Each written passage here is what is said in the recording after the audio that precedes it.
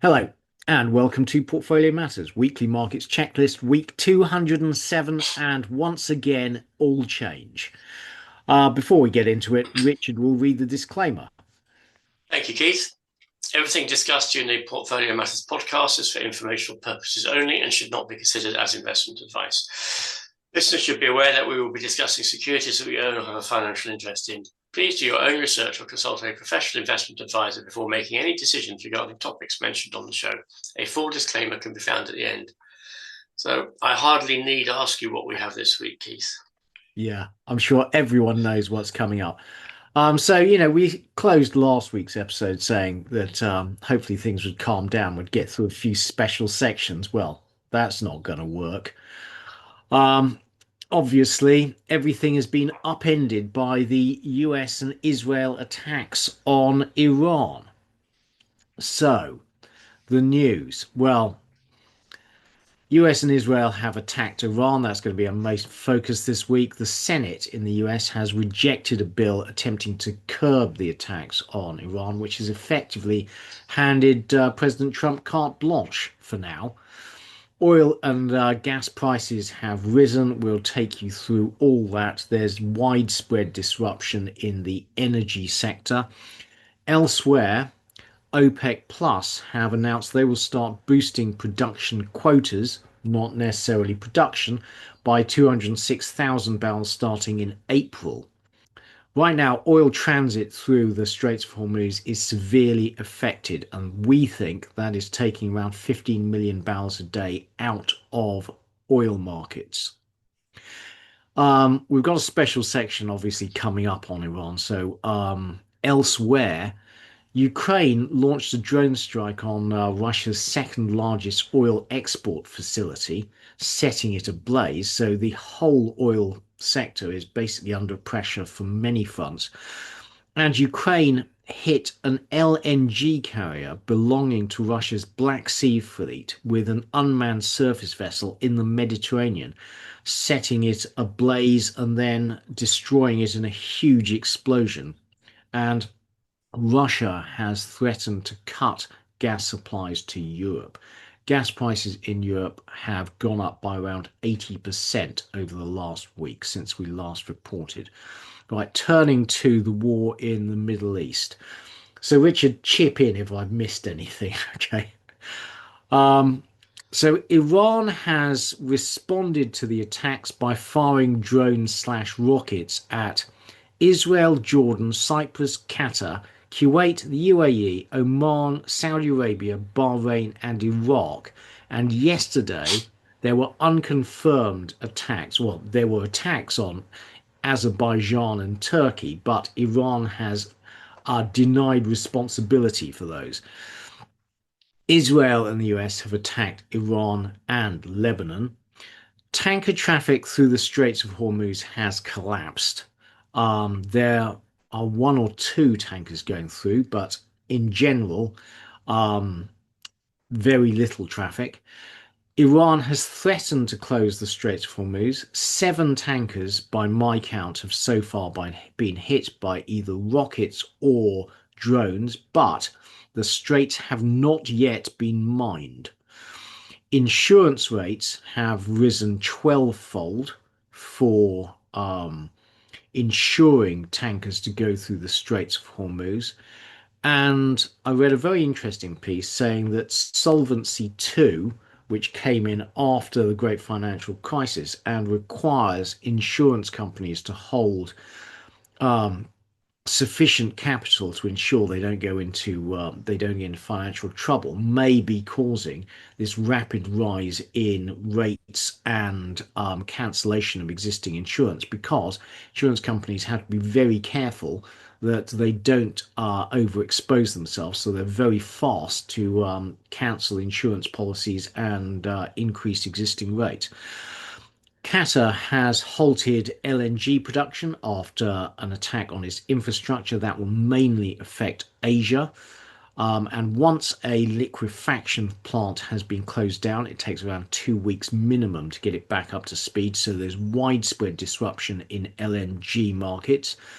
China has halted diesel and gasoline exports. So while the so while everyone is talking about disruption to crude, actually, it's likely that products are where the major disruption is likely to be.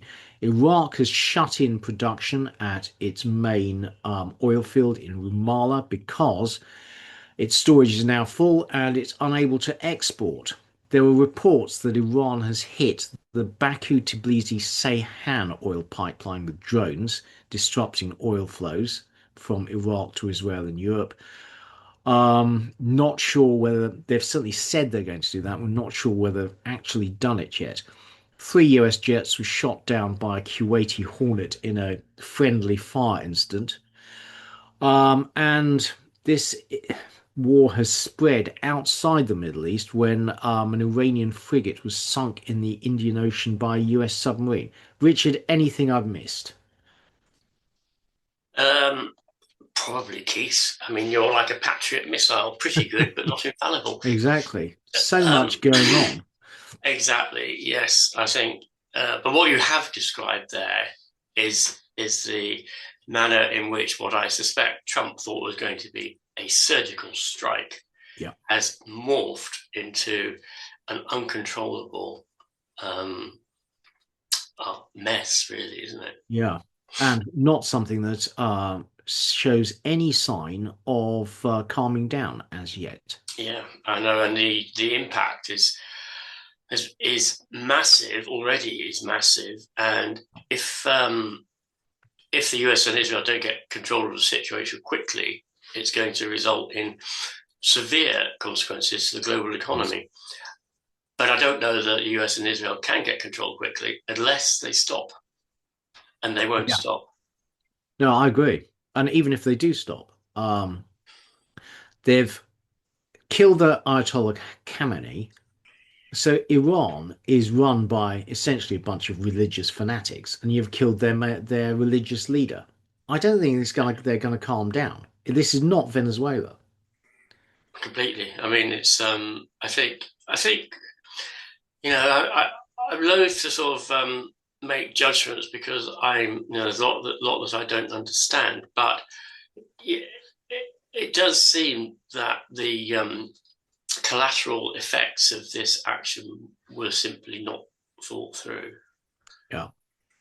Well, we're overly optimistic. I think Trump thought it would be another Venezuela where he goes in, Yeah. surgical strike, and then the regime kind of comes to heel and Completely negotiate. naive. I mean, I was reading this morning in the FT just before we started that fertilizer, well, it's urea production is basically shutting down in the Yeah, Middle East. Um, yeah, and we're coming into the Western growing season, and fertilizer production is shutting down. yeah. We've got so going through some charts. So this is a chart from the BBC showing the countries that Iran has attacked. Since then, it's also reportedly attacked both Turkey and Azerbaijan. So this is spreading into a regional conflict. And this is the oil and gas sites that have been deliberately targeted by Iranian strikes. So Iraq has now closed down those Rumaila oil fields because it can't basically export the oil and its storage is full. The Ras Tanura oil refinery in Saudi has been hit twice, temporarily closed, and they have declared force majeure on exports of propane and butane. The Ras Laffan LNG liquefaction plant in Qatar has been closed, and you've had multiple strikes on the UAE and on Oman. There's going to be widespread disruption on the energy sector throughout the Middle East, and of course, exports through the Strait of Hormuz are severely affected at the moment. We estimate about 15 million barrels a day are being taken out of the oil market. And as Richard said, it is not just crude oil. So 33% of world fertilizer comes through the Straits of Hormuz. Fertilizer Currently, prices going ten up. percent of it, 10% of fertilizer or urea production occurs in Qatar. Really? Extraordinary, yeah. Yeah. Well, it's just pure energy, isn't it? Yeah, yeah, and you don't need why ship it somewhere? Then make it on site effectively. Absolutely. So this is urea prices, and so that's up what best part of 50%. I actually did this snapshot a couple of days ago. And the suspension of LNG production from Qatar will mainly affect Asia. So South Korea, India, Japan, China. Europe gets a lot of its LNG from the US. Now, and there's a Yeah, we get a first, lot of our gas from Russia. well, So I that's shouldn't true. laugh. It's not funny. More on that in a second. So this just shows the Iran has been spraying it around. 1,200 drones and projectiles fired in the first 48 hours. Now, the number of drones and missiles has been falling rapidly, but we don't know what their stockpiles are, and they can easily close the Straits of Hormuz by mining it. So apparently the Sahel missile, I think it's pronounced Sahel, isn't it? Missile, Yeah. which costs about $30,000 to make, of which they have thousands. Um, the US, etc., have been shooting them down with Patriot missiles, which cost millions, and Yeah. of course the supply of which is limited. And I think Iran's tactic is to continue to ablate the anti-missile systems that are Yeah. the munitions that they have, isn't it? See, I mean, whether it will work or not, I don't know. Clearly, the US and Israel are absolutely desperate to stop the missile and drone attacks because that is the only way they can start to gain any semblance of control over the situation. Yeah. The big question is, how much have the US and Israel destroyed existing pot stockpiles and destroyed their capacity to make new drones and missiles? Yeah, and apparently the Sahel or Sarhead, isn't it? Like, Yeah. um, they are very easy to hide, very easy to transport, Yeah. and very hard to detect, and have a lot of them. So I think the difficulty of those is it's very hard to take out the. You could there isn't a missile site particularly to take out. Yeah. I think that's a problem there. I don't know that they're particularly accurate, but they don't need to be particularly accurate, do they? They just need to cause trouble. Yeah. But also the Iranians have been preparing this for a long time. So, I'm sure they would have distributed their stockpiles throughout the Mm, country. yeah, The thing is, Israeli intelligence is absolutely extraordinary, but they're not going to get them all. no. I did read probably yesterday that the Iranians have been feeding false targeting information to the US for several years. So We don't know. Yeah. yeah, I mean, you just don't know, do you? But if that's the case, then, and one of the things that I have a wry smile about is when Trump says we've destroyed 2,000 buildings, and well, the measure of success in a war isn't how many buildings you destroyed, is it? Yeah. It's completely Absolutely. fatuous. Well, if this is a measure of their failure, this is tanker rates, going through the Straits of Hormuz have absolutely shot up. What's that?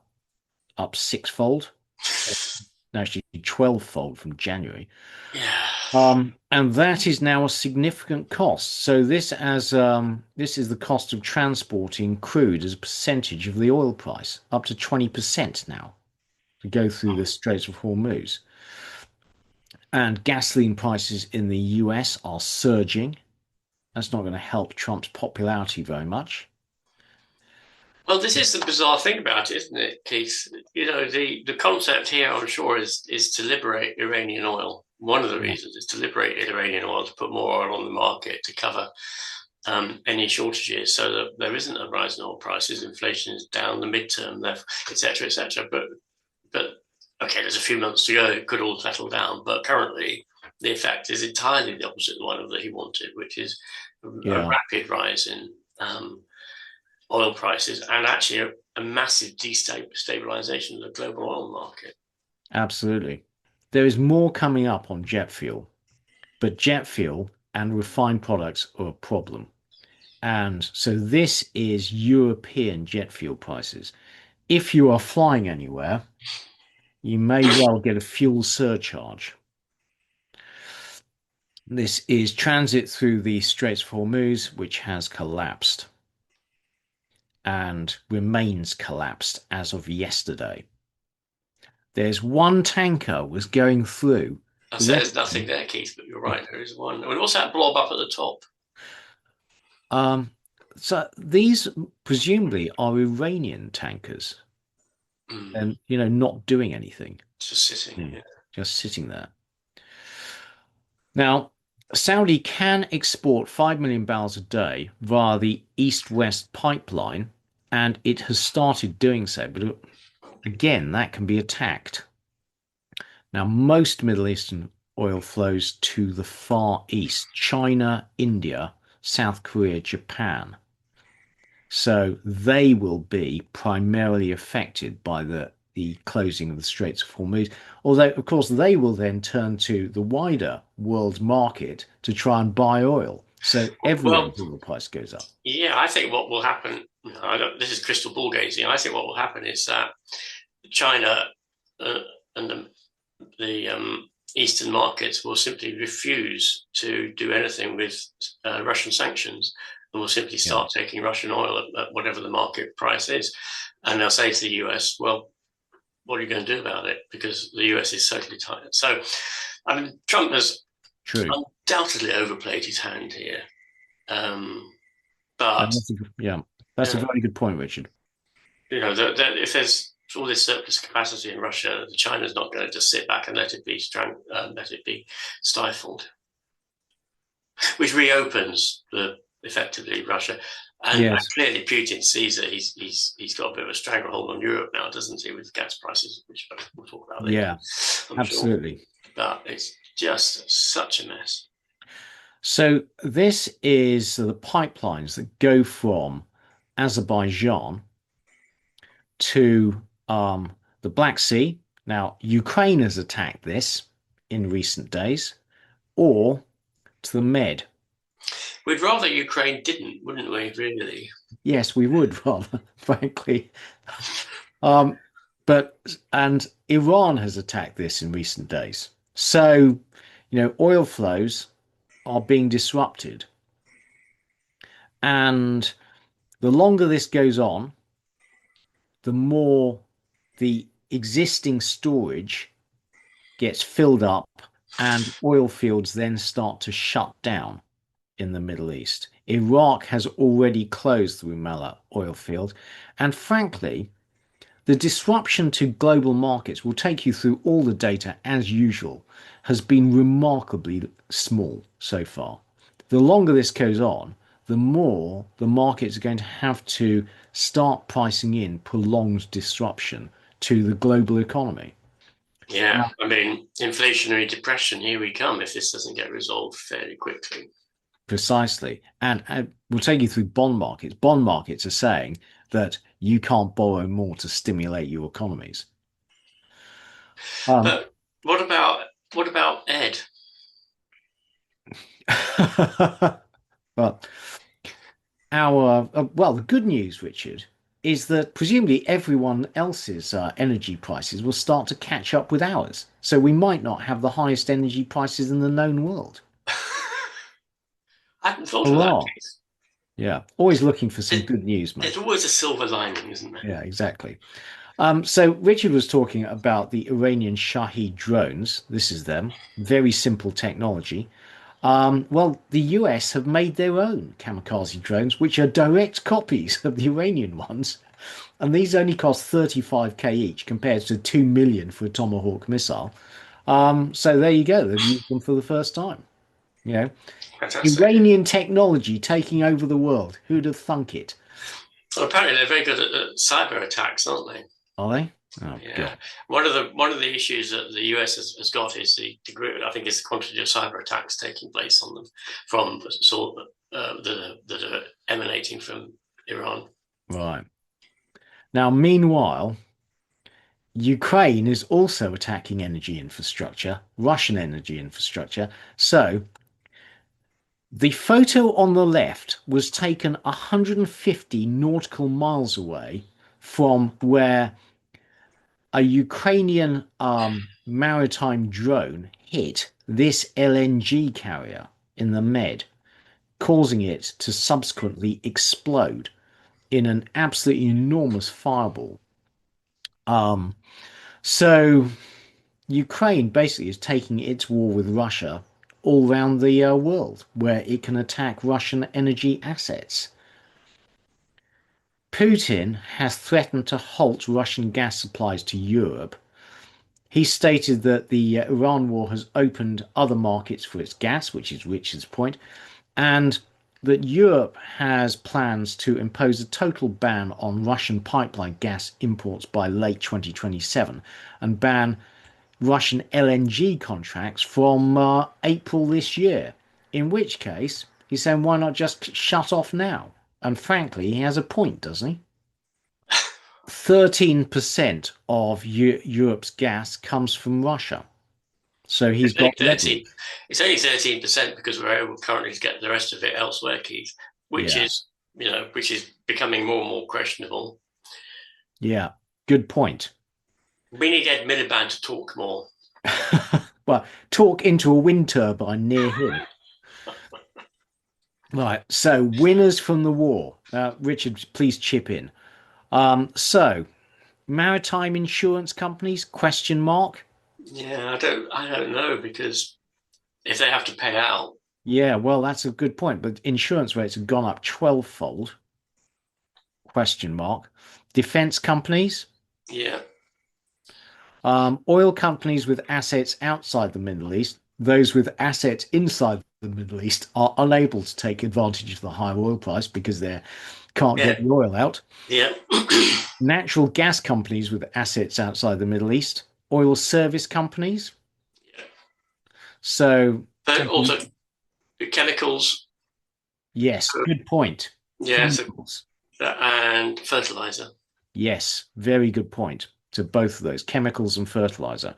So this is Zurich Insurance Group, which has bought Beazley, which is a UK maritime insurance company. But on Richard's point, share price seems to have gone down, not up. So market thinks it won't be good for them.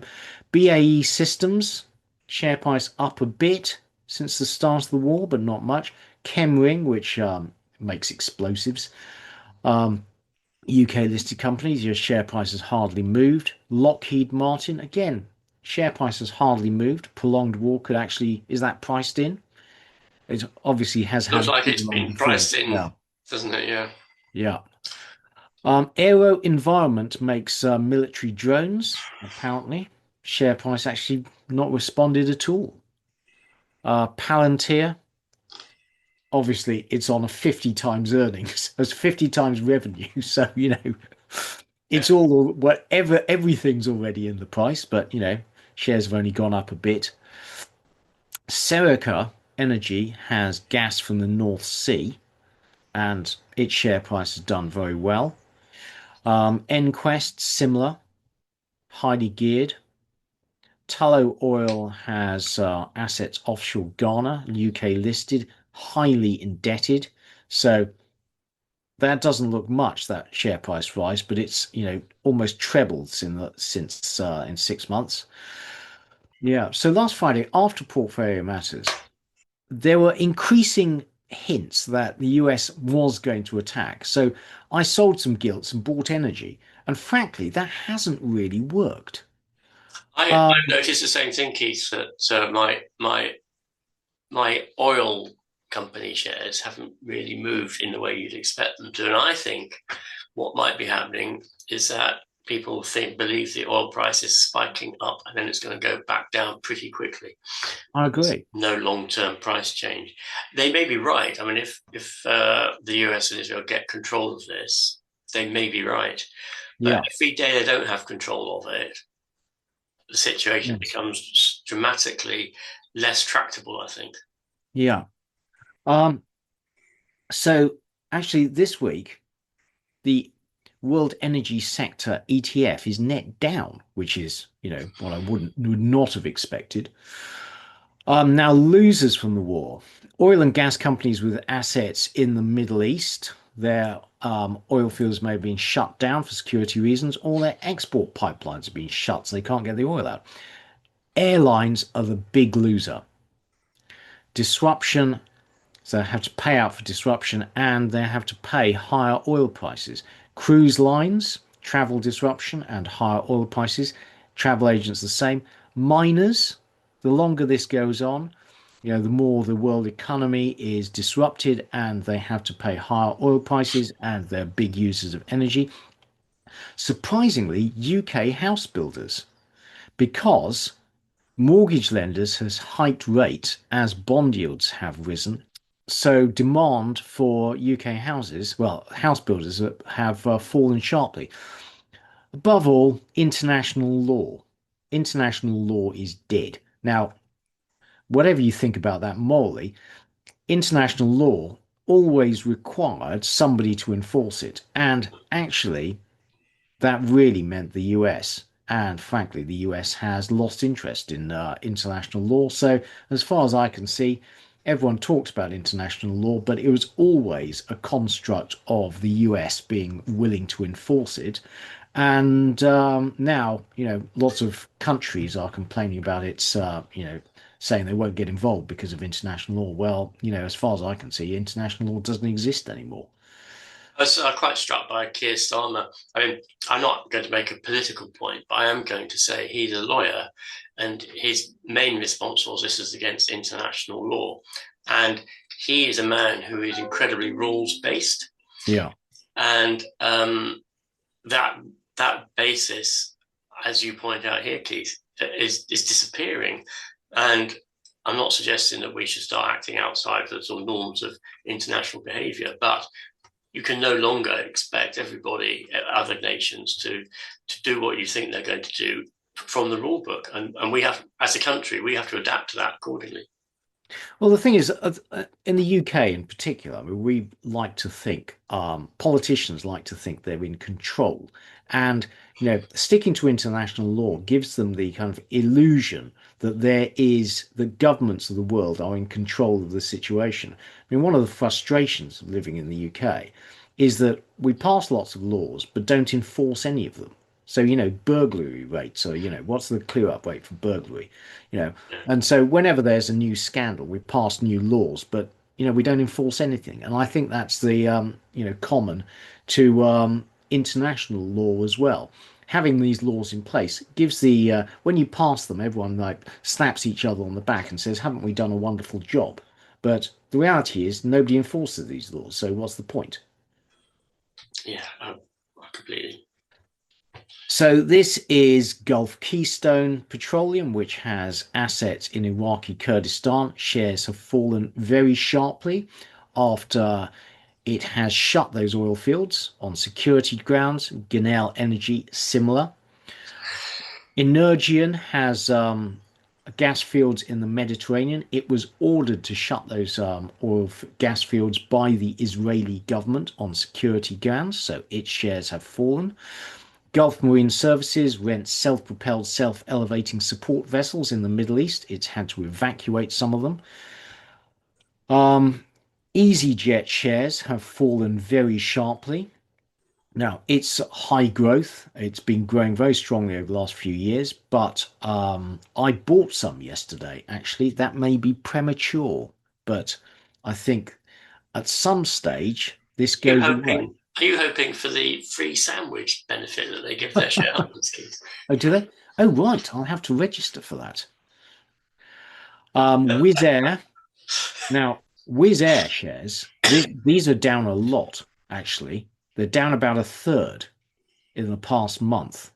But Wizz Air has debts of 5.2 billion euros. How many A300s or something is that, Keith? I don't know how much one of those airplanes cost. I don't know, but debt leverage ratio 4 times. I mean, I just think it's up Yeah. by Wizz Air. I think it's, I wouldn't be touching this, frankly. No. I think it could go a lot lower. That's a vast amount of debt. It must be very unstable at the best of times. Yeah, absolutely. IAG actually shares not down by very much.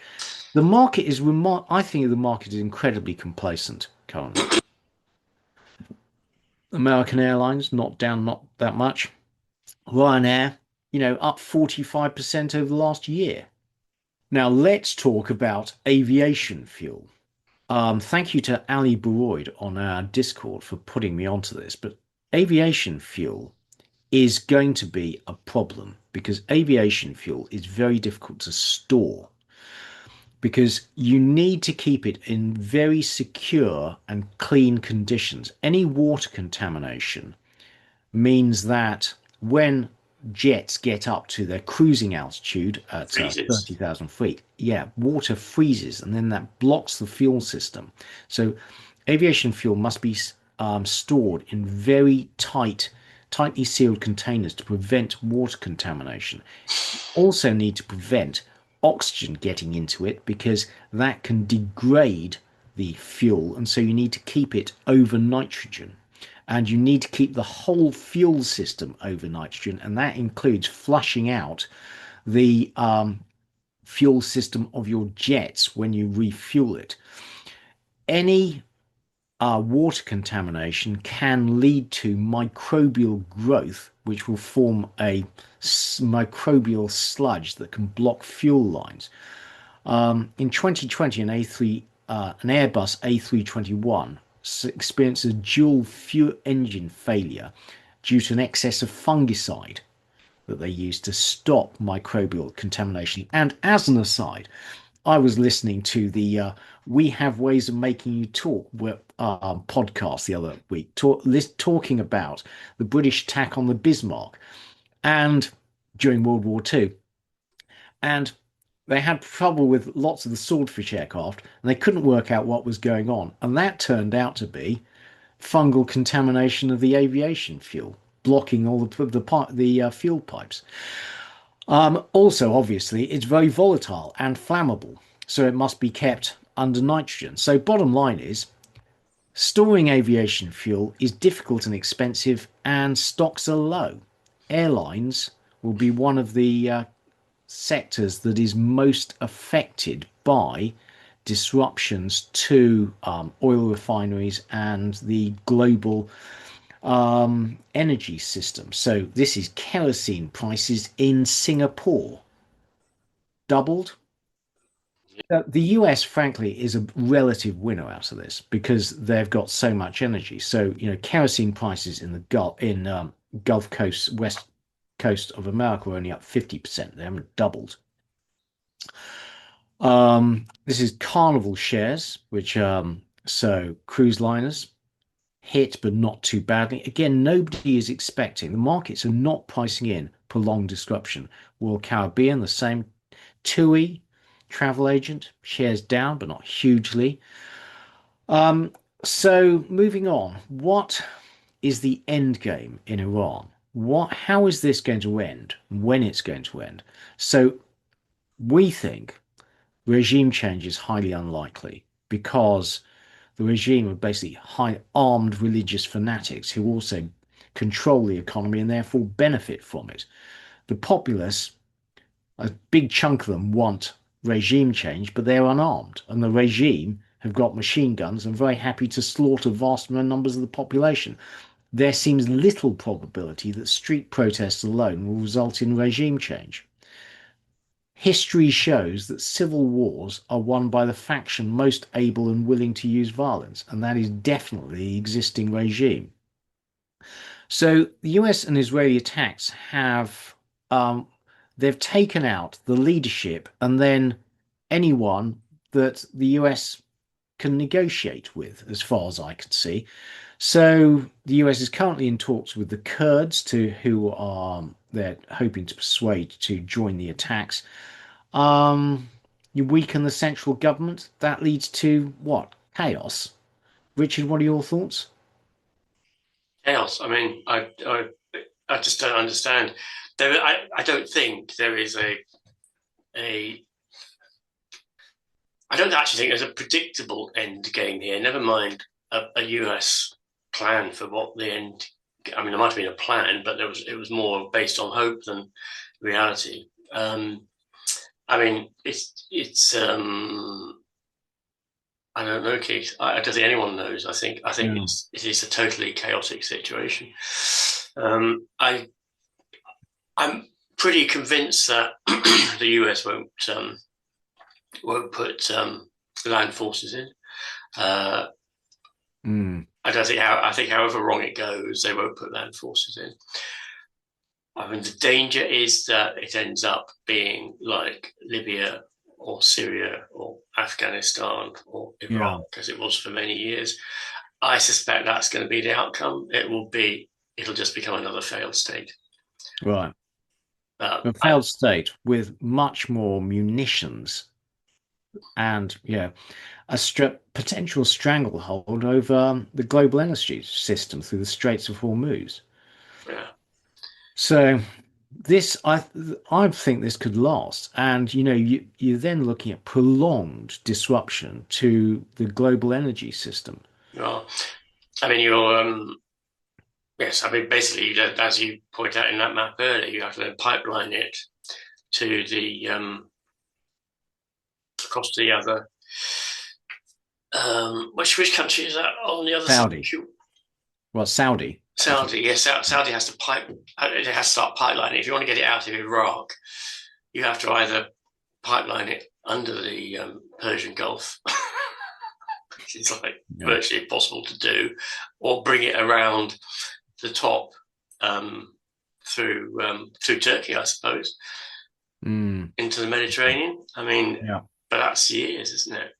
yeah, absolutely. But in that interim space, that oil is you can't get it out. So Donald Trump has said that the US will backstop insurance for tankers, but he said that it is difficult to see the US taxpayer subsidizing the global energy system and tankers from, let's say, China. In reality, what needs to happen there, Keith, is that it's not a question of backstopping the insurance costs because it's a question of having a flotilla permanently based Yeah, in that area that is within a few minutes of every tanker or escorting every tanker yes. and ensuring that they're not subject to any form of attack, be it a mine, torpedo, drone.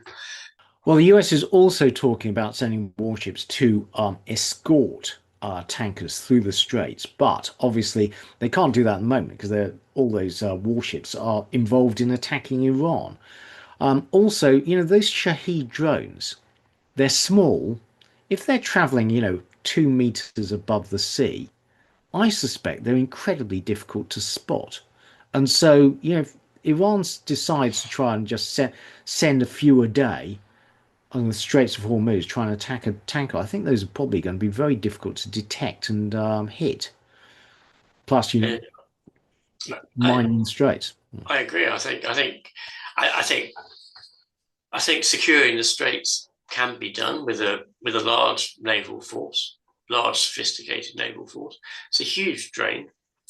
It Yeah, would have to be there for years. It's not 3 months and done. yeah, And I mean it's a possibility, isn't it? It's a possibility, but it's not just the Straits of Hormuz, then, though, is it? Then the whole Persian Gulf becomes problematic yeah, because obviously the Straits of Hormuz is a constriction point, but actually any tanker in the Persian Gulf then is very vulnerable yeah, when you get to that situation. It can be done. It's terribly expensive. It's incredibly disruptive, and I don't think the US has the resources to do it at the moment, as you point out, because they're engaged elsewhere, including in the Caribbean. yeah, absolutely. But also, the Iranian strategy is to use up the US and Israel's and their allies' stock of interceptor missiles, and they're continuing. Like yesterday, they attacked the Saudi refinery again. Yeah, And I saw a video of a missile attack on Bahrain where the missile got through, but you could clearly see on the video several interceptor missiles going up and missing. yeah, So, it's not just it's 1 to 1, it can be, 2 or 3 to 1. yeah. We'll go through the economic news this week, but frankly, it's increasingly irrelevant. So, we not very much because we did the weekly obviously last week. So big news is ISM services manufacturing PMIs in the US are both strong, indicating, well, prior to this attack on Iran, the US are in a cyclical upturn. But the US producer prices surged in January. And now that is going to get worse because, input prices after this attack are going to go up a lot. But even in January, core rose 0.8% month on month, 3.6% year on year.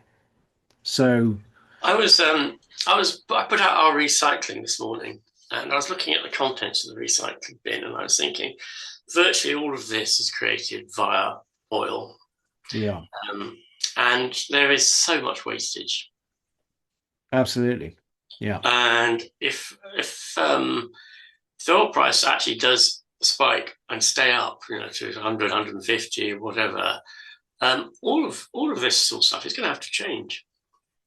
Yeah. When we recycle it, what we actually mean is using it as feedstock in a waste power plant. It just gets burned. Keith, you're just depressing me when you say that. I like to live in this little bubble where I believe that all the recycling hard work that I do is Yeah. facilitating our green credentials. I think you should be listening to the Ed Miliband podcast, Richard. It make Should you I? feel good Would you about, recommend it, Keith? well, obviously I haven't listened to it. It would send my blood pressure through the roof. Like a doctor has ordered me not to listen to that stuff. So what would be the effect of an oil price spike to 100? It would be bad for inflation and bad for GDP. Unsurprisingly, every 10% increase in the oil price will increase US inflation by about 30 bips. So, Europe has got a secret weapon, Keith. Europe has got the carbon, whatever it is, tax. So yeah, it can remove the carbon tax and suddenly find that it is then competitive with US energy prices. yeah. And then its fiscal revenues go through the floor and bond yield prices go up. Just Sorry, all bond these prices go down. these are details that don't matter. Bond yields go up, I should say. Right. So as a result, the bond market is now pricing in fewer rate cuts. They're pricing one rate cut in 2026. And when we take you through the data, you'll see that global bond yields have risen. The bond market is saying they essentially don't want governments, European and government, heavily indebted to have a fiscal response to try and compensate for any slowdown in the economy. Wisely. So, yeah. So there are consequences, for all that stupid COVID largesse. We're just spraying money around. Now, when we need money to, cushion the economy from future shocks, it ain't there anymore. So, turning to market news, oil up around 20% as of this morning. Gas, UK and European gas up 80% over the past week. That is not good for UK consumers or inflation. In the US, gas is only up around 5%. The dollar We has have also we gone. have North Sea gas fields, don't we, Keith? Yes, but we are choosing not to exploit them, Richard, because we are good citizens of the world. Apparently, there's no benefit to exploit them anyway because oil and gas prices are set globally, and so if we produce our own, then there's no benefit. Of course, the balance of payments or anything like that doesn't come into the calculus of Mr. Miliband. Yeah. Or the idea that, we could produce our own, create jobs and economic wealth in this Yeah, country, rather than, importing it at vast expense and carbon cost from the US. or energy security, Yeah. none of which matter. Absolutely. Yes. Energy security actually being a huge one, as we are now finding out. So we'll take you through all the graphs in due course, but bond yields are up, big. Equities are down, but not very much, actually. S&P 500 is only down 1.1%. The FTSE Of World is course, only down 2.9%. as you know, I'm the eternal cynic, Keith, and I'm sure the plunge protection team has been active in the US market, Mm. manipulating prices wherever it's able to do so. I just think the market's remarkably complacent. They don't think this is going to last. I think that's the point. I think that's one of the points, isn't it? It's like No. that's why the oil company shares haven't really moved because the market thinks that this is going to revert. I think my I don't think it's going to be as rapid as that. But Yeah. it's who knows? Who knows how quickly it will, if it will resolve, and if it does, how it will resolve. So I think there's just been deleveraging. So gold is down, silver's down, industrial commodities are mixed. Aluminium was up because aluminium essentially is, solidified electricity, and Yeah, anything that disrupts the global energy system is going to, and uh, also go on. I think there's quite a lot of aluminium production in the Gulf Of states. course, yes, yes, So like good point. fertilizer. Um, it would be interesting to see what the margin figures are, whether a lot of shares that were held, commodities that were held on margin Yes, have been positions have been closed. I strongly suspect they have been because any spike in volatility, the exchanges ask for more margin, Yeah, leading to and deleveraging. and people's losses are leveraged. So Yeah, especially anyone who was short oil, they would have been completely stuffed. yeah, that's true. Um, Now, in the background, there's a quiet crisis brewing in private credit. So we talked previously about how Blue Owl had gated one of their funds. Blackstone's largest private credit fund saw 1.7 billion of redemptions. Now, um, my US fund manager put me onto a very worrying podcast about US insurance. And so US insurers have been bought by private equity. And what they've done is they've stuffed US insurers with their own deals. And they have then, one of the ways that insurers, offset their risk is by reinsuring their risks. Well, they've reinsured with related party equities in the Cayman Islands, where and these, which are in turn stuffed with, private equity deals and are highly leveraged. So it all looks like a complete mess, frankly. I And, think go on.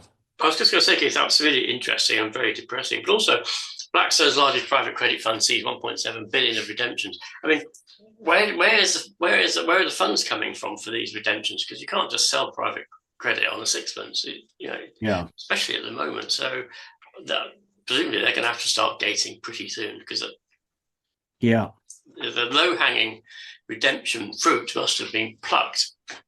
yes. And then everyone is trying to sell private credit. I'm You know, minded of the office property problem that we had in COVID, where all the office property funds mm, were gated for yeah, years. yeah, that could well be the case. And elsewhere, there's a story we covered last year. Brewdog has been bought out of administration for 33 million, essentially wiping out small investors who had invested at valuations of 1 to 2 billion. I mean, that's an absolutely shocking story. So this is Blackstone. Investors pulled out 1.7 billion out of in the first quarter. So Blue Owl last week, Blackstone this week. Not looking good. When you think back to the GFC, these are the early signs, and redemptions then accelerated, eventually causing the crisis. But I thought this was a good chart. This is Anthropic annualized revenues. AI revenues are real. Of course, you're going to need, given you're investing what 600 billion this year, and these are just revenues, not profits, your whole industry is going to need a lot of revenues, vast multiples of this. Okay, and on to market data, equities, Richard. Okay, Keith. So, uh, briefly, mostly, apart from Bitcoin, actually, everything pretty much, and the dollar index, everything was down last week. So the FTSE All World down 3%, All Share 4%, Stocks Europe 4%, S&P 500 1%, Russell 2000 3.5%, Nasdaq 0.6%, Hang Seng 3.5%, Topix 5.5%, Bitcoin up 4.6%. The the pound was down 0.7% against the dollar. Euro was down 1.6% against the dollar. Dollar index was at 1.3%. So there was a bit of movement into the dollar. Yeah, it was. A flight for safety query. Yeah. And then the VIX was at 28. Yeah. But still, that's only at 23, 24. The market is frankly remarkably complacent about this. Yeah. The FTSE All World Index. I mean, it's only pretty much back to where it was at the start of the year. The FTSE All Share. Still up 4.4% on the year. Euro Stoxx 600. S&P 500. Hardly down at all. Nasdaq Composite. Russell 2000. Hang Seng. Topix. Bitcoin. The pound against the dollar. The euro against the dollar. And the dollar index. And finally, VIX. Yeah, I mean, this basically sums it up. You know, what happened in April last year? There's so much going on, but I forget now. April last year, wasn't that? Oh, that's the tariffs, wasn't it? Yes. Yeah. So, Liberation Day, Keith. Yeah, Liberation Day. So, the market really has not reacted very much at all. So, private equity is having a bad time of it.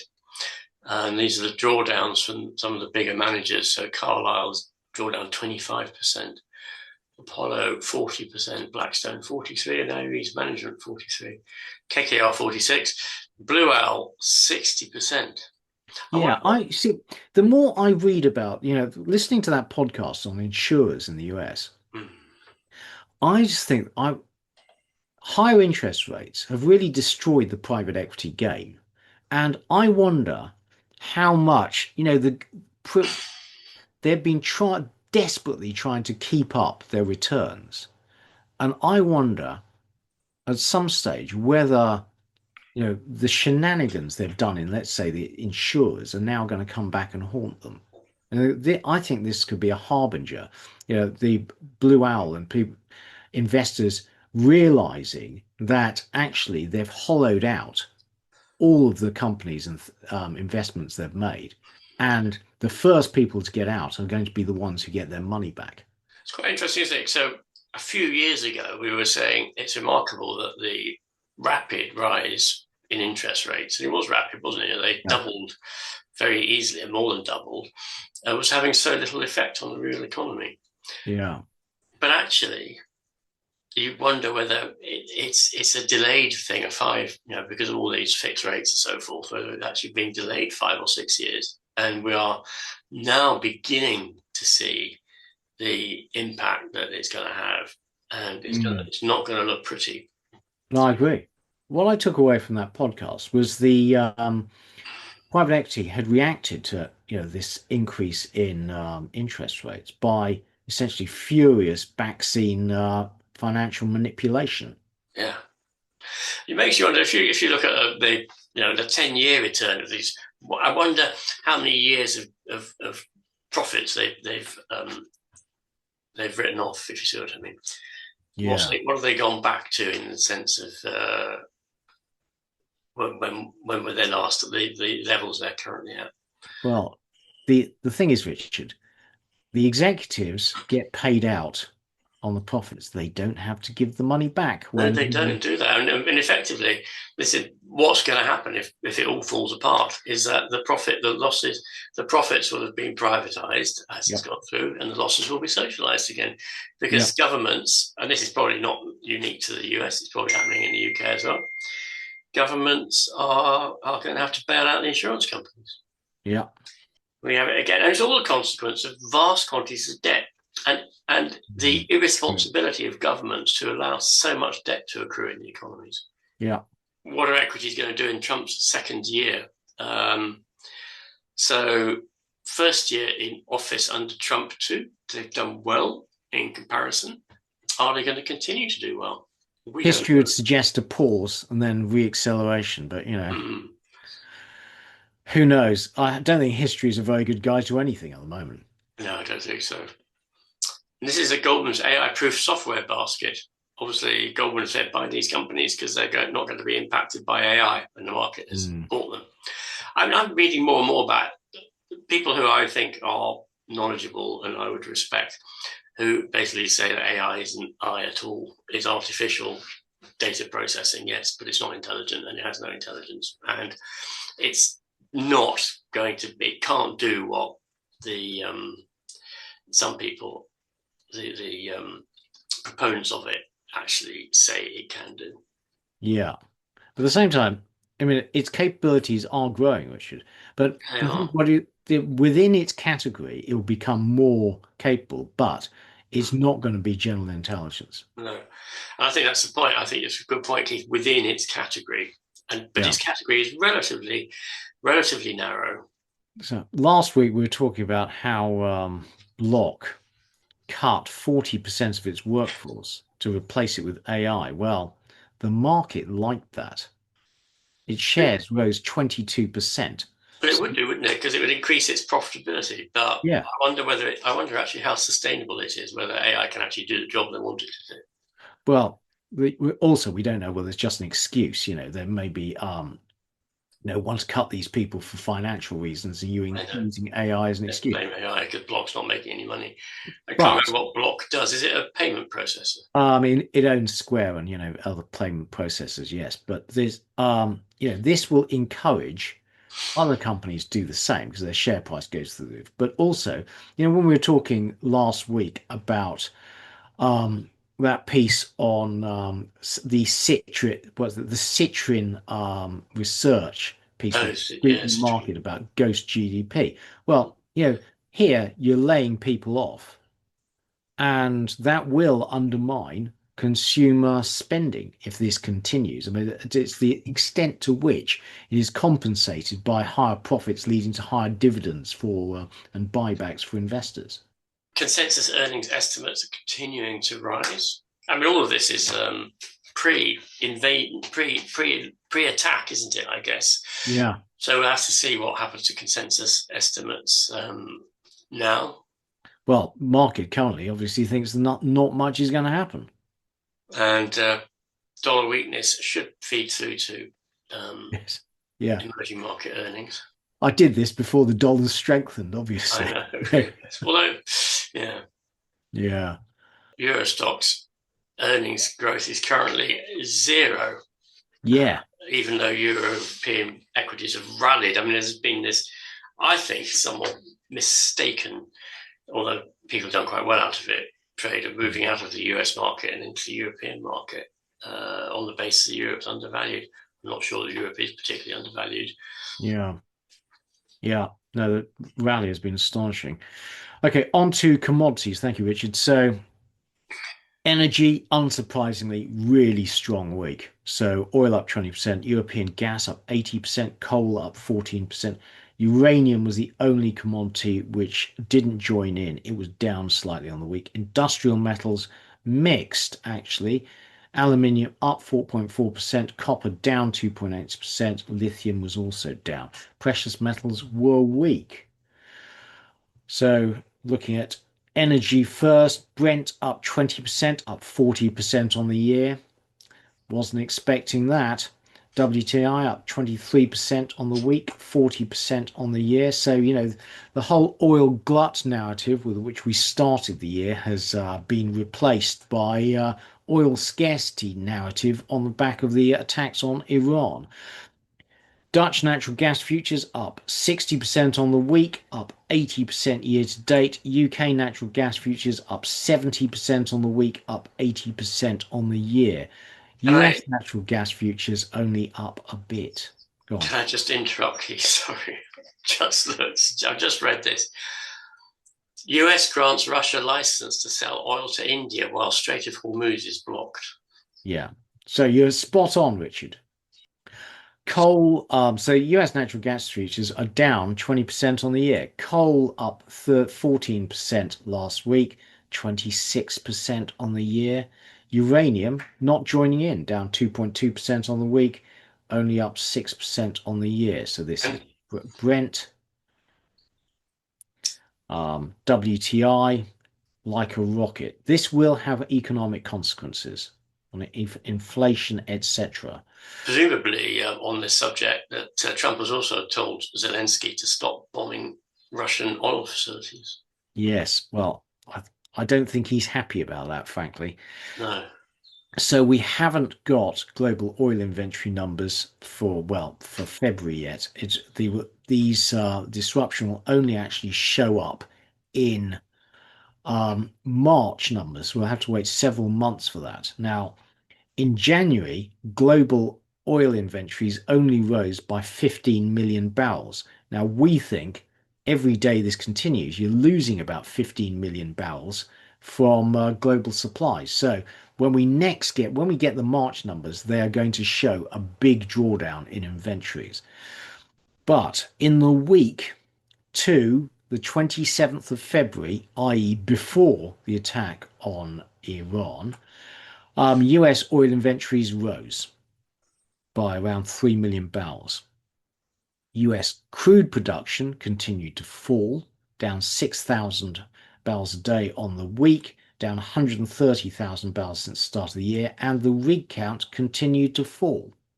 We Now, peak shale oil? well, we'll get on to that. If oil price rises, then rigs will Yeah. come back into the market. Yeah. But how much can they? I don't know the answer to this question. How much shale oil is there for new rigs to get out? A lot. You're about halfway through. So, you you're going to it's a question of how many rigs you decide to put in the market and how much you're going to then, start cannibalizing consuming future inventory. So this was Goldman Sachs's forecast for the oil price as of last week, Well, i.e., they clearly weren't on President Trump's circulation list, were they? no. This is this week. So they've raised it for basically their average for Brent by $10 from last week. But look, Keith, they got a spike and then it coming back down very rapidly. Yeah. So they think it's gonna, this will ease quite soon. We just don't know. But the background to all this is that we have been under investing in future oil capacity developments. So Woodmax looked at the world's 30th largest listed oil companies, and it says they need to find oil resources equivalent to 22 million barrels a day over the next 14 years just to maintain current production. Now, on Richard's point, Rystad Energy estimate that if oil hit $100 a barrel for a sustained period, US shale drillers could get back to work and raise production by up to 3 million barrels a day. So, yeah, shale is only around halfway through. If you were to put a lot of rigs into the market, you could boost production for a few years, but then the decline would be even faster. So these are European natural gas futures. Thankfully, we're coming to the end of winter, but you're going to need to restock during the summer, and there's going to be a lot of competition for LNG flows. But we're now best friends with Vladimir, aren't we? We acknowledge that he was wronged and that he's a good guy. Yeah. And that we want Nord Stream 2 back. We just need to get Ed to, talk a good game in front of a wind turbine for periods in which there's no wind. And then we'll, everything will be fine. Are you thinking one of those ones in the middle of the North Sea, Keith? Yeah, preferably. Do we have any in the Arctic? This is US natural gas Well, futures. Greenland, I believe. Yes. We want their Uh, wind. yeah. This is US natural gas futures. Really not much at all. Lots of gas in the US, not expecting much disruption. Coal. So if China can't get natural gas, it's going to turn to coal. Uranium, So I have noticed that my coal mining shares are doing quite well as a consequence of this. bugger. I bought oil. It went nowhere. That's very disappointing, Richard. I Chose think commodity. I think oil will go somewhere, Keith, because I don't think I don't think this is a once and done. I think oil is going to remain elevated for a substantial period of time. I may be Yeah. wrong, and if it does, then the oil companies will catch up. Yeah. Fingers crossed. Right. Uranium. Onto industrial metals, Richard. Thank you, Keith. So mostly down actually. Aluminium, the exception, really up 4.2% for reasons that Keith spoke about a little bit earlier. Cobalt unchanged, copper down 3%, iron ore actually up 2%, lithium down 10%, neodymium down 2.5%, nickel down to 3.5%, tin down 5%, and zinc down nearly 4%. I mean, I think people worried about the impact of the increasing oil price and the global uncertainty on industrial production, I would imagine. Yeah. Yeah. And possibly a bit of leverage positions also coming out. So there's aluminium, which actually just obtained a new, is that probably a new all-time high, isn't it, Keith? I would think. Probably is. Yeah. Cobalt, copper, which is actually, it's basically been in a range now for 2026 between just below 5, just below 6, and about 6.3 or so. Right. Actually, on my copper special, thank you to Mr. C. Peckham for reviewing it for me. And it's so big, we're going to cut it into 3 episodes. So when I get back from hiking, so in 2 weeks' time, we'll record the first of those episodes, which will be on the basics of copper, where it comes from, what it is, the nerdy chemical stuff, which I enjoy, and actually which turns out to be really quite important. And then we'll do a second one on supply and demand. And then we'll do a third one, which I've yet to prepare, on which investments you might want to consider. Now, please send me in your suggestions for small copper explorers, mid cap copper producers, large cap copper producers that you like, and any other copper related instruments that I should include in that. Sorry, Richard, continue. Thank you, Keith. That sounds very interesting, actually. I'm looking forward to it. Great. Iron ore, lithium. Yeah, lithium's had a very good run. Yeah. Neodymium, nickel, tin, zinc, and precious metals.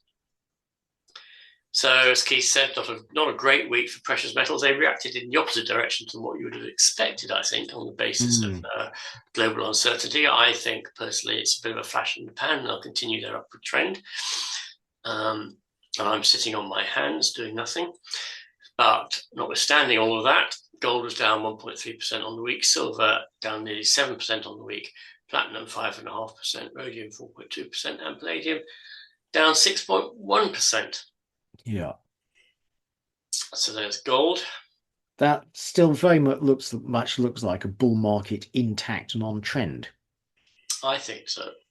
And also the reasons for gold's rise haven't gone away. Central banks are still buying, global uncertainty, de-dollarization, excessive levels of debt, etc., etc. They all still persist. There's silver, platinum, rhodium, and palladium. Okay, and on to rates. Well, it was a bad week for our bond markets, I'm afraid, with rates rising across the curve. So, market essentially pricing in fewer rate cuts. You'll see at the short end in the UK, The 1 year has moved from about 3.5% last week to 3.75. So the market is pricing in one less UK rate cut over the coming year because of the potential impact of oil prices on inflation. The same is true in the US. So this is the UK 2 year. That is a very sharp rise, pricing in 25 basis points higher interest rates over the next 2 years. Not great. 10 year also risen sharply. 30 year, the same. Not great. Bonds not proving to be a safe haven. US 10 year. Probably because there's so much debt in the world No, I think that, you're absolutely right, Richard. as we discussed earlier, that people are now concerned about the Yeah. money printing inflation and the Yeah. degradation in their value. Yeah, absolutely. But what's interesting over the past week is very little has proved to be a safe haven. Gold's down, silver's down, bonds are down. Only the dollar is up. This is very true. Yeah. So, So, sorry, go I keep interrupting you, going off at tangents today. Sorry about that, Keith. That's right.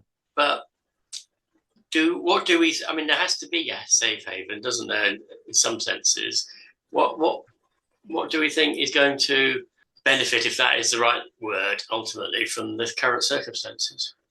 Well, the thing is, you got short-term safe havens and long-term safe havens. Yeah. Short-term cash.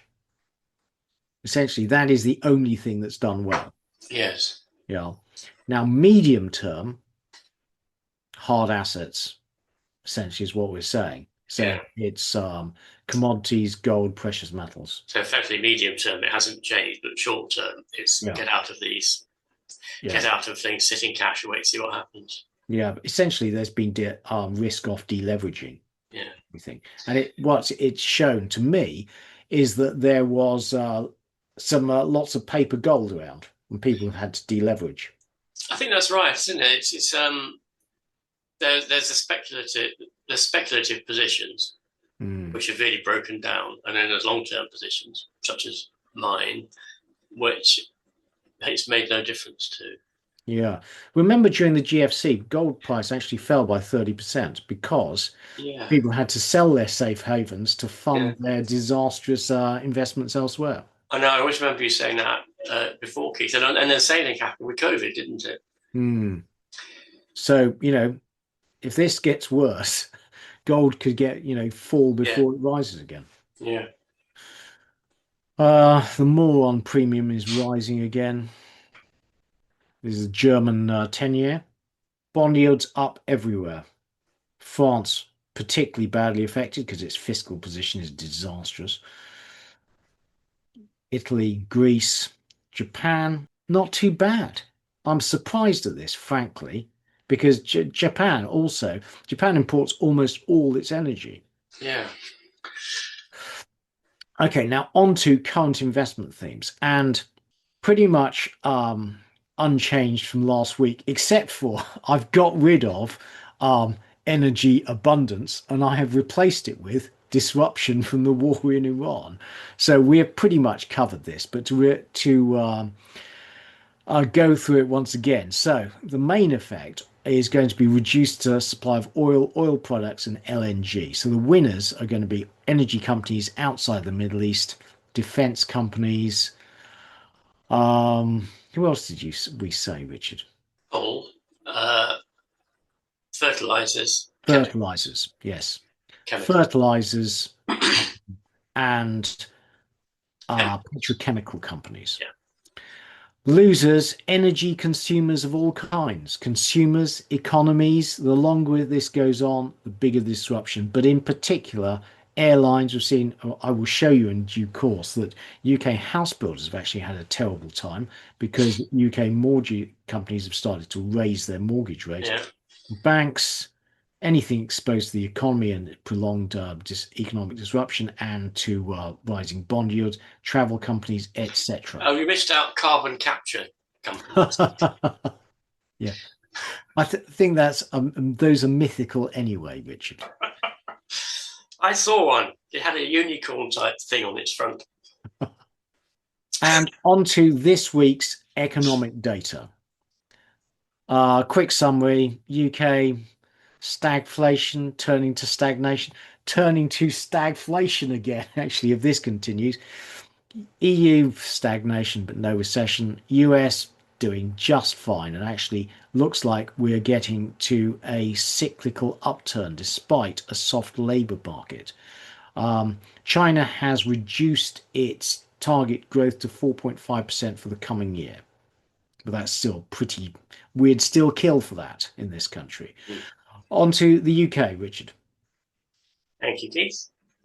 So net mortgage lending, pretty stable, 4.1 billion in January. Consumer credit, likewise pretty stable, 1.8 billion in January. Net lending to individual, again, 5.9 billion in January, fairly stable. Informed money continuing to rise in that unerring upward trend. Consumer confidence flat at nearly minus 20. It's like, God. Yeah. UK construction looking quite sick. UK car production, it looks okay in the context of the last few months, but it looks abysmal in the context of the last few years. Yeah. Indeed. Job postings index actually resuming that a bit of a downtrend, I'd say there.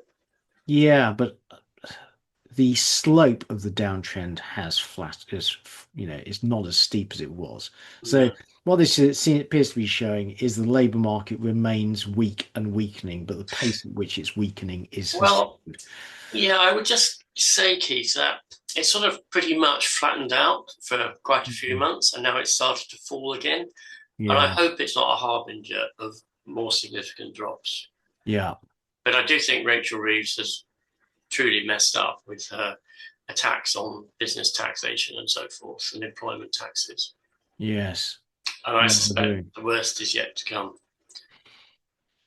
UK trueflation 2.7, and it's going to go up from here, isn't it? Even with this just a short-term oil price increase, we're going to see more cost pressures coming through.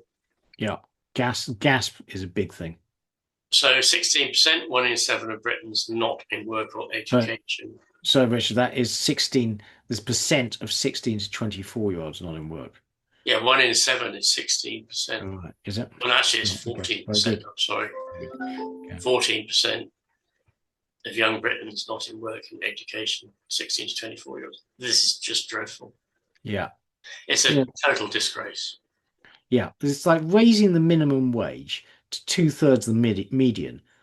I mean, it's going to have consequences. Just because you could raise it initially and not have an increase in unemployment does not mean you can keep on raising it indefinitely and not have an effect on unemployment. There's this sort of lack of reasoning ability amongst our politicians. It's like, student debt to me is amoral. Yeah, I agree. Or is it immoral? Probably immoral. It's immoral. Immoral. And then to do what she did to make student debt repayments more onerous, not less onerous, and then to do what she's done to youth unemployment shows a gross ignorance of the material consequences of political decisions made in a political vacuum for political reasons. It just so angers me so much. Yeah, and it's not just Rachel Reeves. it's not just Rachel Reeves, but she's just continued the trend of incompetence. Well, I would say that the Labour's parties are, the unions, so people in employment. Yeah, they are. The more bureaucracy you heap onto the labour market, the more you protect people in work, and you exclude people trying to get into work, which is young people, and also old people. So you're raising taxes basically to fund the triple lock indefinitely. Sorry, yes. Yeah. I just slumped into a depressive moment there. Many of these long-term unemployed people, is that what a NEET is? Not employed, education, employment, or training. Training, yeah. Many of them report long-term illness, never worked, or both. I mean, and the problem is that long-term sickness and depression are related, and not working related to depression. The whole thing gets sort of wrapped up into this sort of vicious spiral of Yes. non-employment. And as a society, we are encouraging it. I'm not actually putting blame on any individual, but we're encouraging that type of a process with the policies that we have. Yeah. So chronic school absence rates surged during the pandemic. I mean, the closure of the schools during the pandemic was moronic. Boris Johnson, thank you, and remain high. Yeah, I mean, I thought these numbers are really astonishing. 25% missing at least 10% of school days. Yeah. That's an astonishing number. Share of UK young adults reporting a disability has rocketed, become a sort of sick culture. Yeah. And one of the problems I think that's happened is that normal variation has been turned into a disability. Yeah. Everyone, in our generation, you didn't self-report being, all these things, and now, it's gone up what, fivefold? There Well, must be. we're perfectly well adjusted, aren't we, Keith? Hurt us. We self-medicate, mate, with here you go. So I'm not going to answer that question, Keith. Actually, no. Gosh, how many? Is that 55 to 59% Yeah. of people No, who have taken 55 illegal to drug in the past? no, this is by age. This is, Oh, our sorry. age group. They're So, taking more illegal drugs. oh, two times as many. Sorry, I've got a heater on here. I'm Yeah. too hot. Two and a half times as many 55 to 59-year-olds reporting taking illegal drug last year, as in 25 years ago. Yeah. Amazing. So like drug taking amongst our generation going through the roof.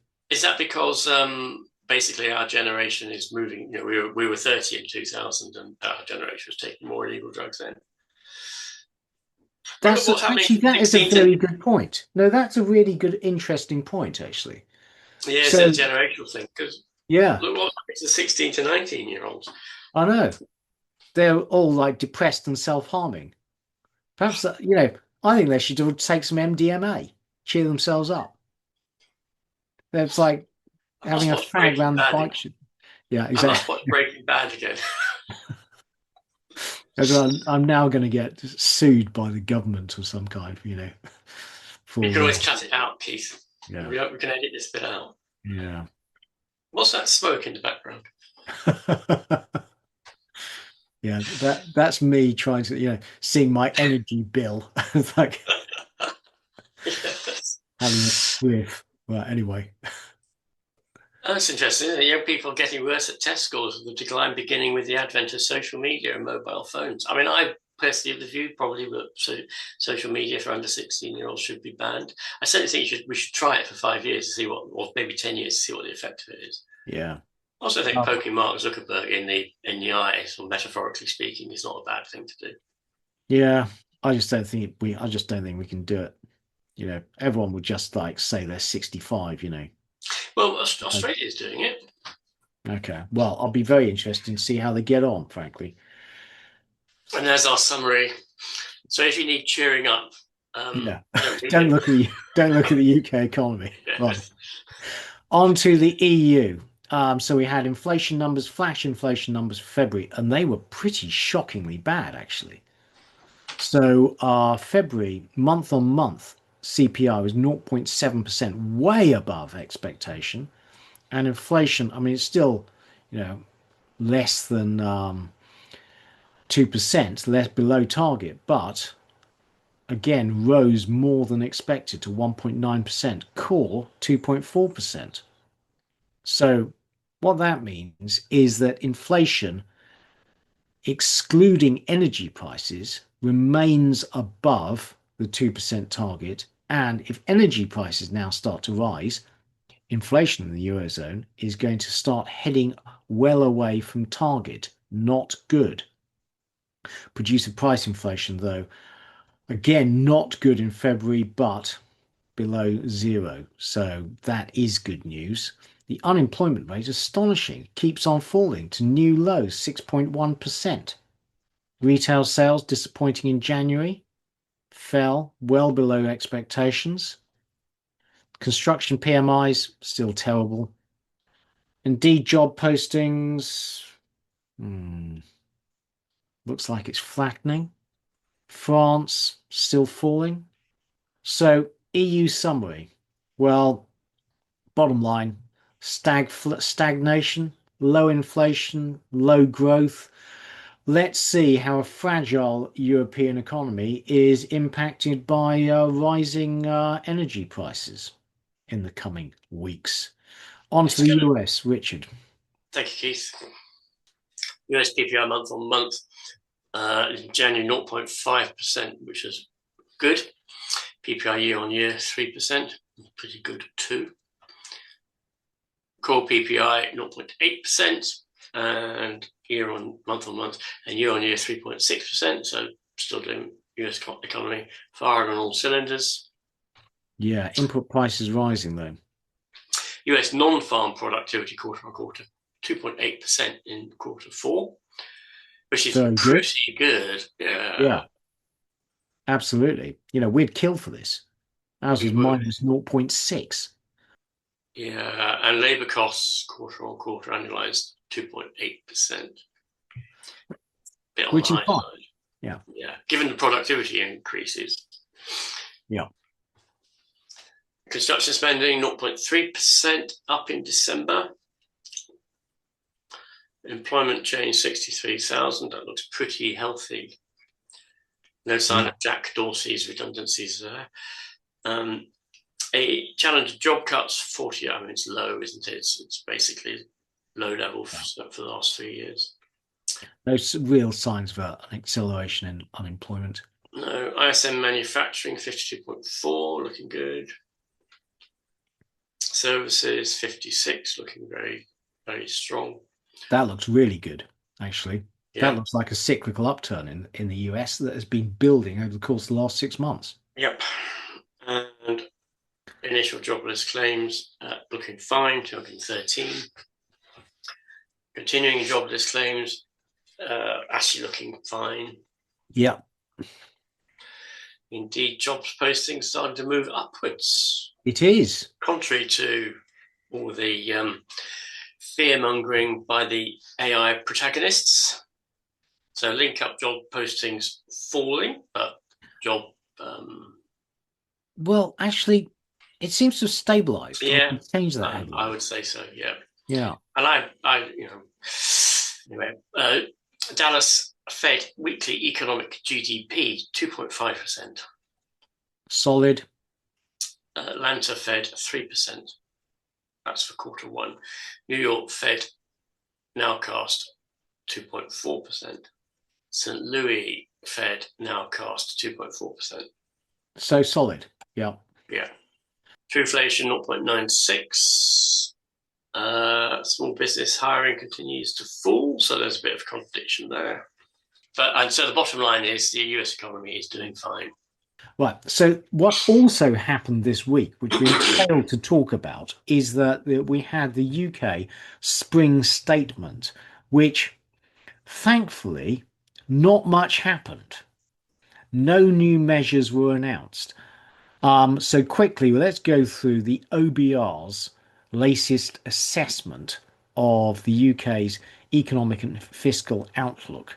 Now, the key points are that it says that UK economic growth will slow from 1.4% in 2025. I don't know where it gets the 1.4% number from. We think it's 1.3%, to 1.1% in the coming year. Not great. Medium-term growth forecast remains at 1.5%. Now, it's saying that the unemployment rate will rise from 4.75% in 2025 to peak at 5.33% in 2026 and then fall. I mean, on what basis it expects it to fall, I just don't know. Because we're going to have fiscal consolidation. It's not forecasting interest rates to come down very much. What's going to stimulate the economy and get unemployment down, apart from, a nice assumption? So there was an article, I think it was in the FT yesterday, I was talking about the OBR's modelling, or was commentary, maybe. But basically, I can't remember the exact of it, but they change if you change one assumption on what you do with tax thresholds. We've got that coming up, Richard. So my point here is, I'll just make it here, is that these models are fatuous. Yeah. They are simply fatuous because they are so sensitive to assumptions. Yeah. And the assumptions are basically a finger in the air job. Well, I think this is a very self-serving assumption that, the UK economy is going to turn around. You know, we're having fiscal consolidation over the next few years. Why on earth should the economy start growing? Where the Labour government's piled loads of extra bureaucracy and the minimum wage. I see no reason at all why unemployment should start to fall. Um, anyway, so nominal wage growth will slow from 3.5% in 2026 to an average of 2.25%. On what basis? Well, because that makes the inflation numbers work. So CPI inflation to fall to 2.3% in 2026 and then Is that 2%. is that because of the increase in fossil fuel prices? Oh no, Yeah, they did the model before that happened. yeah, exactly. Well, the PSBR to fall from 5.2% GDP in 2025, 24, 25 to 4.3% this year, and then decline to 1.6% in I think we're 2030 looking at this the 41. wrong way. What they've actually done is they put in these numbers as the assumptions, and then they see what Yeah, parameters they need to change in order to get these assumptions out. yeah. I think I certainly think there's an element of The that. model has been optimized Yeah, for the required output. yeah. So, but the PSBR reduction in the PSBR is driven by higher tax revenues, not reduced spending. And the good news is borrowing forecasts were revised down because tax revenues came in hot, which is good news. So here you go. But why did tax revenues come in hot? I'll tell you why. I don't know this, but I Yeah, think this is my suggestion. Everybody realized, crystallized their capital gains before capital gains tax went up. I agree. I agree with you. So it's one off, Yeah, not because anything miraculous is happening in the economy, yeah, but rather than saying this is a one off, they've dumped it into their continuation assumption. yes, yeah. I agree with that. So we'll see. That's why January tax revenues came in much better than expected. I can't get out of my head this saying, lions led by sheep. It keeps recurring to me.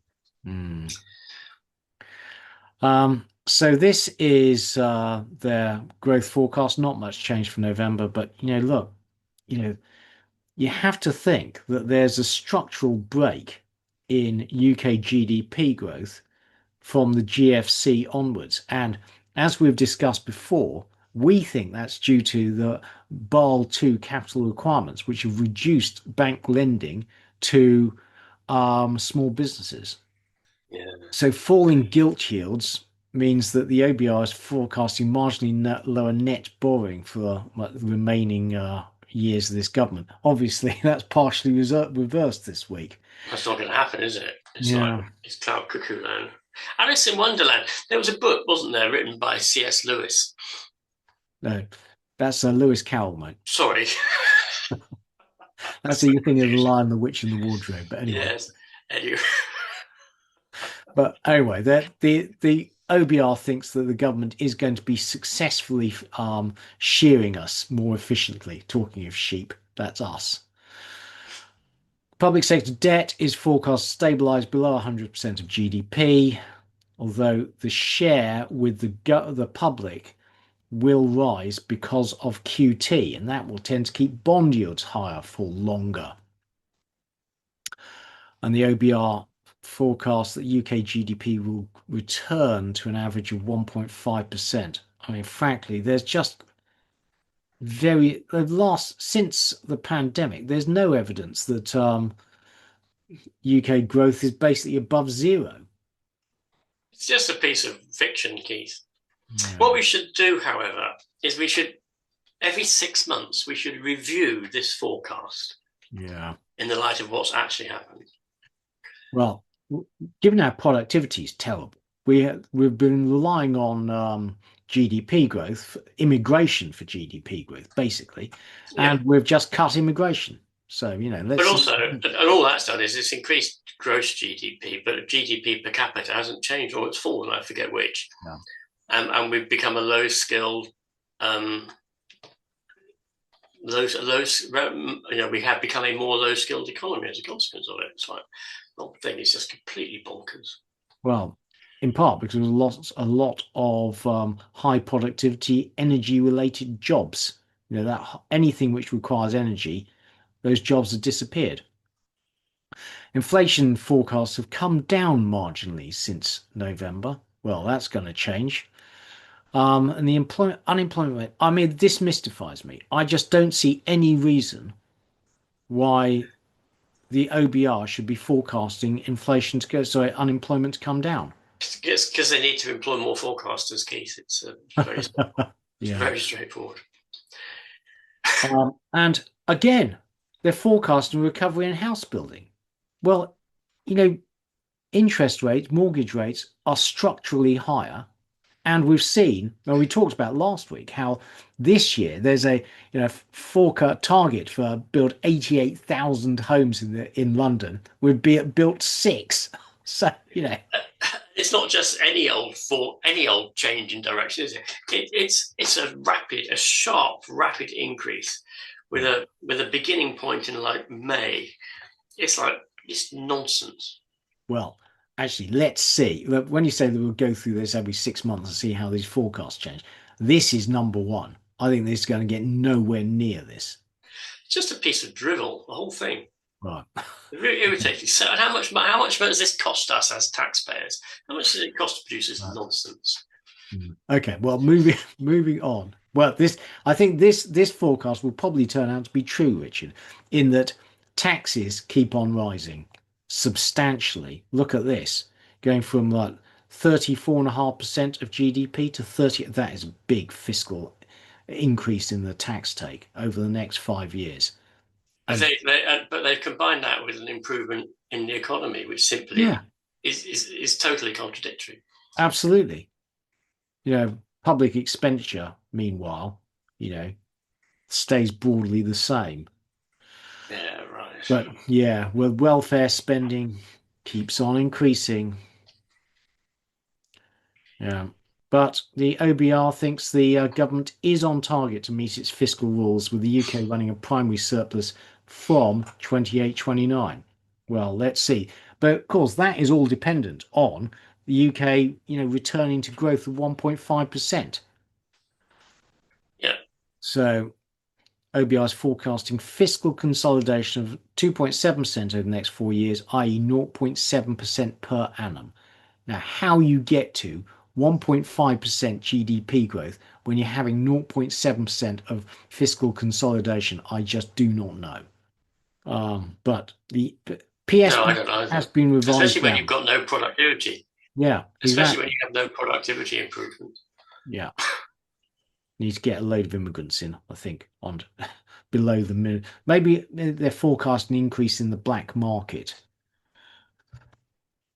Now, but this is, on Richard's point, this is the long-term forecast for UK public sector debt with the impact of um, demographic changes. Essentially, long-term public sector debt rises exponentially from the mid-30s. However, as Chris Giles pointed out, you can solve that very easily by one of the assumptions that the OBR makes is that income tax thresholds rise in line with earnings, and then you get to the blue line of the public finances deteriorating continually.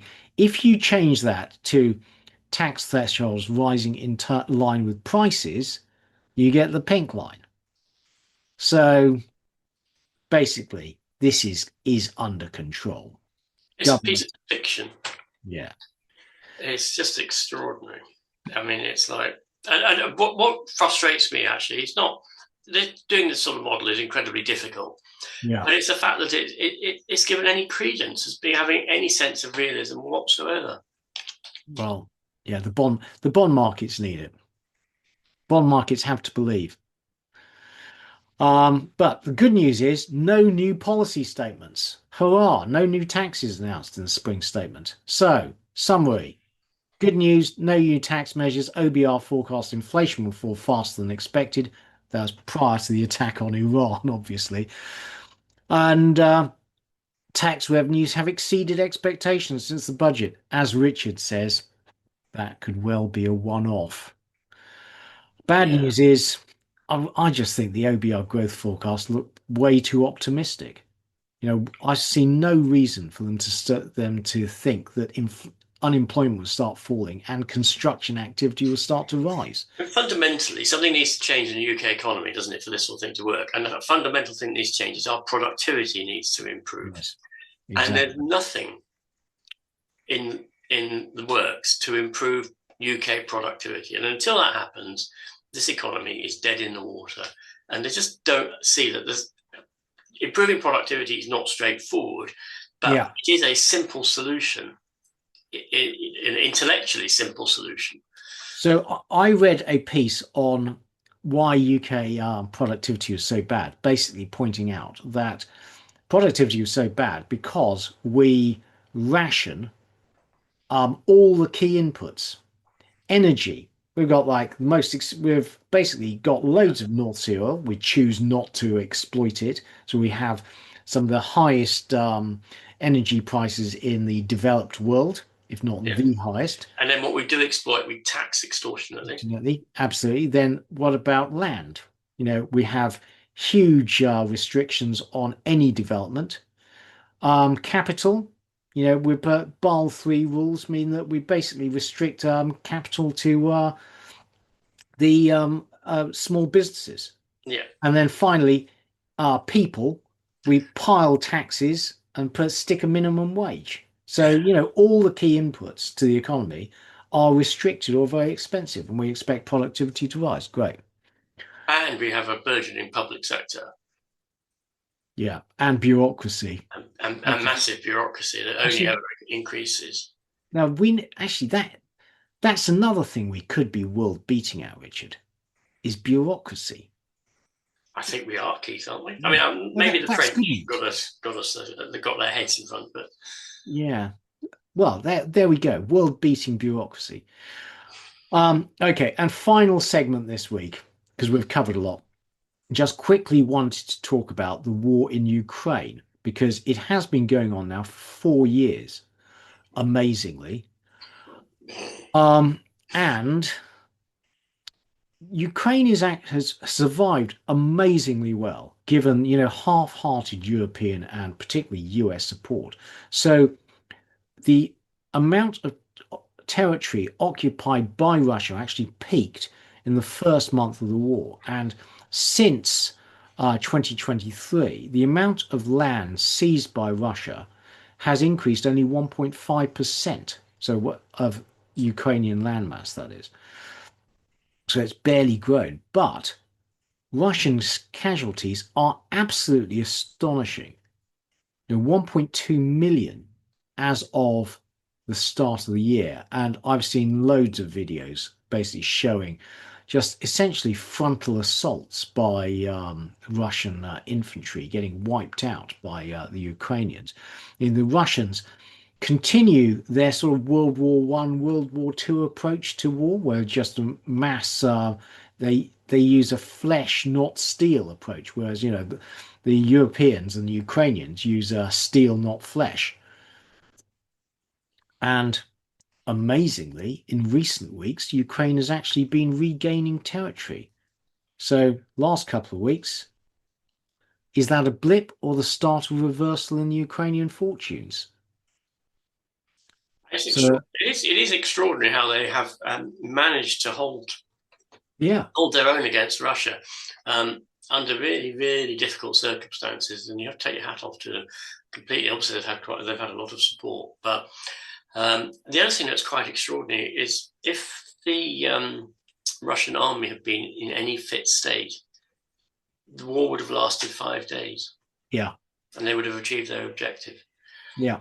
And that is the other extraordinary thing about this: the abject failure of Russia to have a functional army and a functional Mm. invasion. Well, the number of tanks and fighting vehicles they've lost is absolutely extraordinary. Yeah, And again, what they're talking about, so I watched a number of videos about war in Ukraine, is that, UK, that we provided like 14 Challenger tanks, which is, a minuscule number, and a few of them being destroyed. But the armor is so good that the crews have always survived. And that means when they go into a new tank, they're experienced. yeah, Whereas Russians, their tanks like explode. yeah. So Crew they, dies. yeah.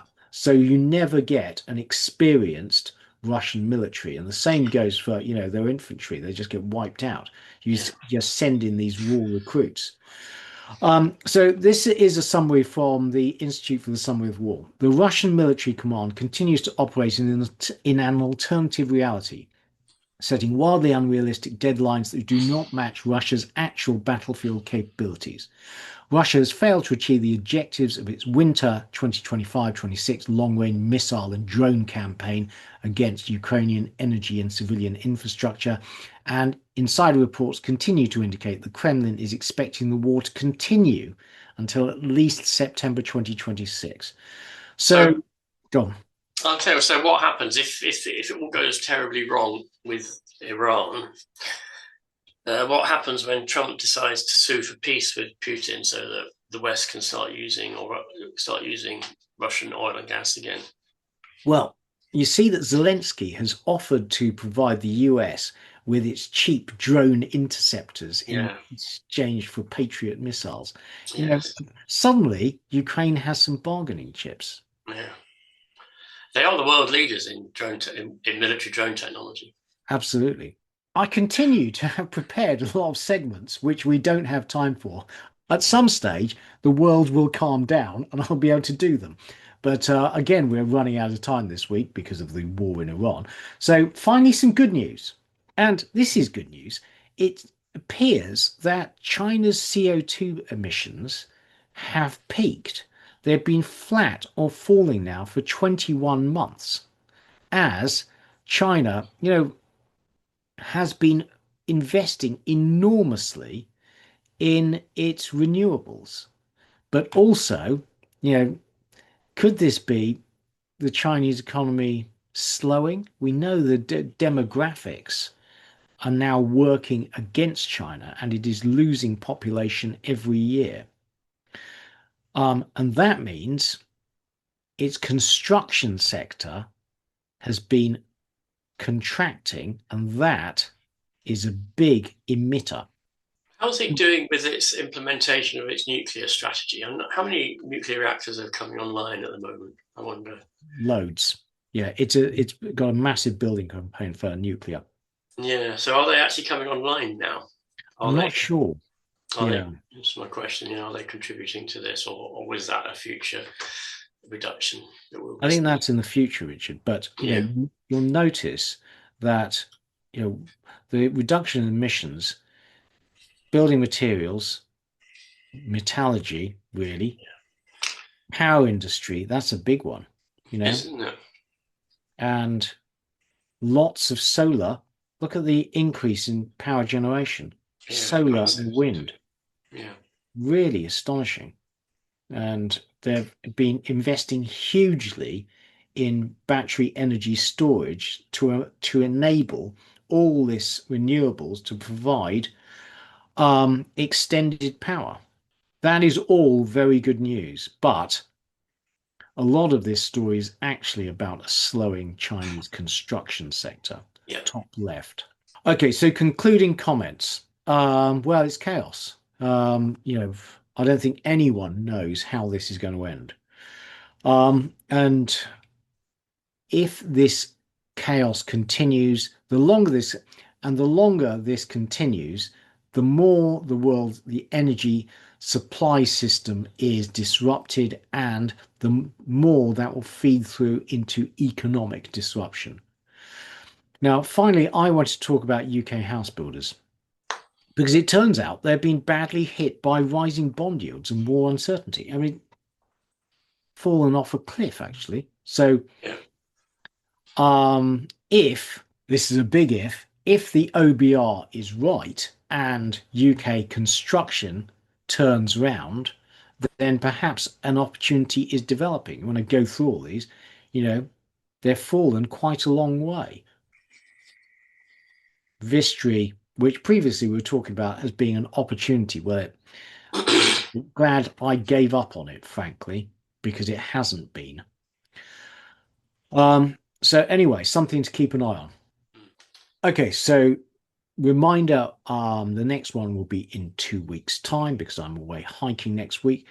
Let's hope things calm down and we can finally get through a few sections. And when I come back, we'll also be doing the first one of our copper special. If you have any suggestions on copper miners, explorers, etc. that you like, please send them through and I'll include it in the section on copper investments because non-spoiler alert, bullish copper.